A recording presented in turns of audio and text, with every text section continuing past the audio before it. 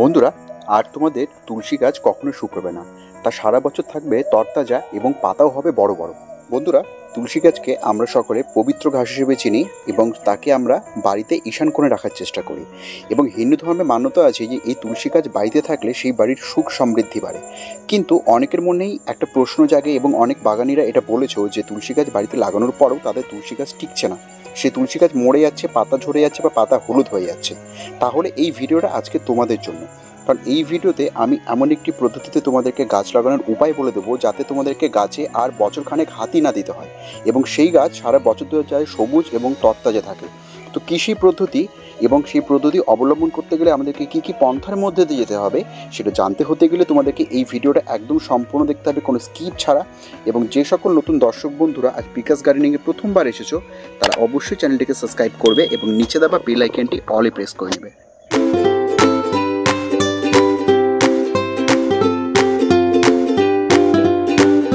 বন্ধুরা, প্রথম যে কথাটা বলবো সেটা হচ্ছে তুলসী গাছ শুকিয়ে যায় কেন। বাগানিরা প্রথম অবস্থায় যে ভুলটা তোমরা করে থাকো সেটা হচ্ছে, এই দেখতে পাচ্ছ টব, আমরা কি করি, এই যে বাগানে মাটিটা রাখা আছে নর্মাল সয়েল, আমরা কি করি এই নর্মাল সয়েলটাকে ডাইরেক্টলি আমরা এই টবের মধ্যে ভরতে শুরু করে দিই। এইভাবে করে যখনই আমরা বাগানের মধ্যে কোনো গাছ লাগানোর চেষ্টা করি তখন সেটাতে কী করি, আমরা এরকম ডাইরেক্টভাবে মাটি কিন্তু আমরা দিয়ে সেই গাছটাকে, যেমন এখানে এই যে গাছ দেখতে পাচ্ছ তুলসী গাছের চারা, এই গাছটাকে দিয়ে আমরা সেই গাছটাকে বসিয়ে দিই।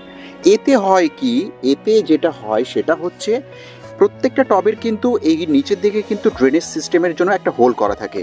তো তোমরা যদি সেই ড্রেনেজ উপরের কোনো খোলামকুচি না দাও, কোনো পাথরের টুকরো না দাও, এইভাবে এই যে খোলামকুচিগুলো টবের ভাঙা অংশ বা এই যে আমাদের ছোট ছোট স্টোন পাথর, এই পাথরগুলো তোমরা যদি না দাও এবং ভালো করে যদি ড্রেনেজ ব্যবস্থাটা তৈরি না করো, তাহলে হবে কি, এই সয়েল কিন্তু দিনের পর দিন এরকম করে শক্ত হয়ে একটা আবদ্ধ হতে শুরু করবে এবং আবদ্ধ হবার জন্য নিচের যে ড্রেনেজ হোলটা আছে সেটা বদ্ধ হয়ে যাবে এবং আমরা যখন এতে জল প্রয়োগ করব, খাবার প্রয়োগ করব, সেই জলটা কিন্তু এর মধ্যে সোক হবে না।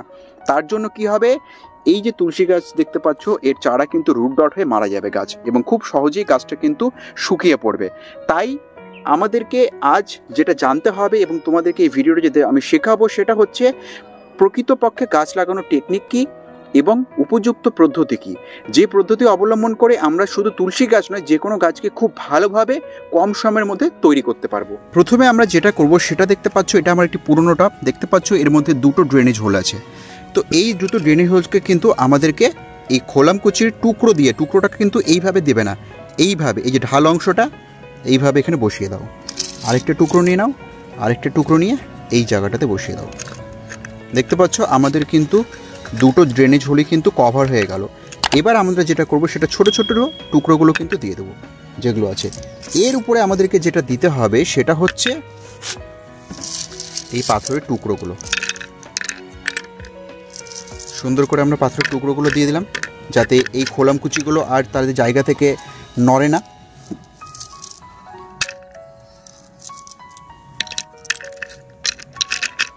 এবার আমরা যেটা করব সেটা হচ্ছে এই নদীর সাদা বালি, এই বালি প্রত্যেকের বাড়িতে থাকে, কনস্ট্রাকশনের কাজে লাগে।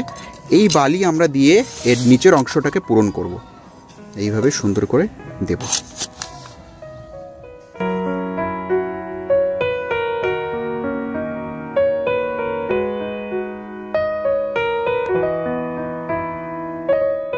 এবার এর মধ্যে কি করব, এর মধ্যে আমরা দুটো মিশ্রণ দেবো। এই টবের অর্ধেকের বেশি অংশটা আমরা মানে এটা যদি 4 ভাগ হয়, 4 ভাগের আমরা 3 ভাগ দেবো হচ্ছে এর মধ্যে কম্পোস্ট আর 1 ভাগ রাখবো আমরা বাগানের মাটি। তাই প্রথমে আমরা যেটা করব সেটা হচ্ছে এই যে বাগানের মাটি তোমরা দেখতে পাচ্ছ, এই বাগানের মাটিটা প্রথমে দিয়ে দেবো এই নিচের অংশে, এই বালির উপরে দেবো আমরা বাগানের মাটি।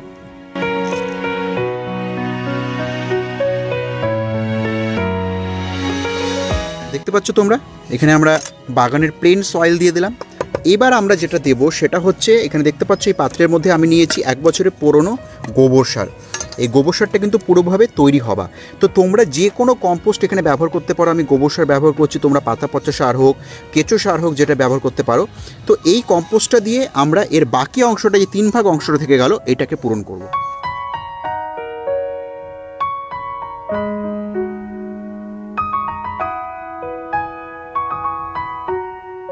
বন্ধুরা দেখতে পাচ্ছ আমরা প্রপার ওয়েতে এই টবটাকে আমাদের সেই তুলসী গাছের চারাটা লাগানোর জন্য প্রস্তুত করে নিলাম। তো কিভাবে প্রস্তুত করলাম, আমরা নিচের অংশে কী দিলাম, এই টবের নিচের অংশে দিলাম হচ্ছে আমরা হোলগুলোকে আটকানোর জন্য খোলাম কুচি এবং কুচি পাথর।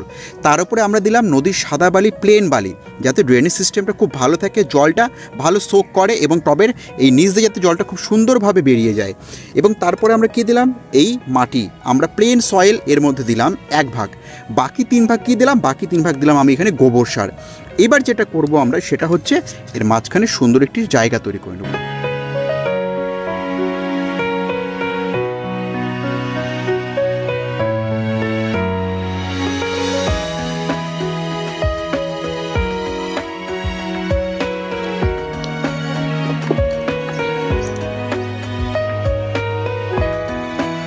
তো বন্ধুরা, তোমরা এতক্ষণ দেখলে যে আমি এখানে তুলসী গাছের চারা রোপণ করলাম এবং চারা রোপণ করার সঠিক পদ্ধতিটা তোমাদেরকে দেখালাম।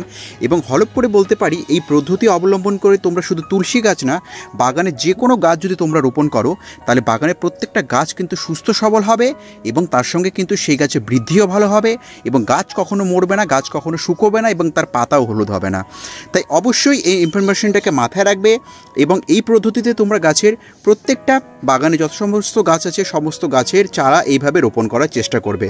তো আশা করছি ভিডিওটা তোমাদের খুব ভালো লেগেছে এবং নিজেদের বাড়িকে সুখ সমৃদ্ধি বাড়ানোর জন্য তোমরা অবশ্যই বাড়িতে একটি হলেও তুলসী গাছ রাখো। আমি জানি প্রত্যেকটা হিন্দু পরিবারের বাড়িতে তুলসী গাছ পাওয়া যায় না, এমন হতে পারে না, কিন্তু শুধু বাগানিতে নয়, তার সঙ্গে নিজেদের বাগানেও যদি তুলসী গাছের আমরা যোগান দিতে পারি বা তুলসী গাছের সংখ্যা বৃদ্ধি করতে পারি, তাহলে কিন্তু আমাদের মন মানসিকতা তার সঙ্গে খুব ভালো থাকবে।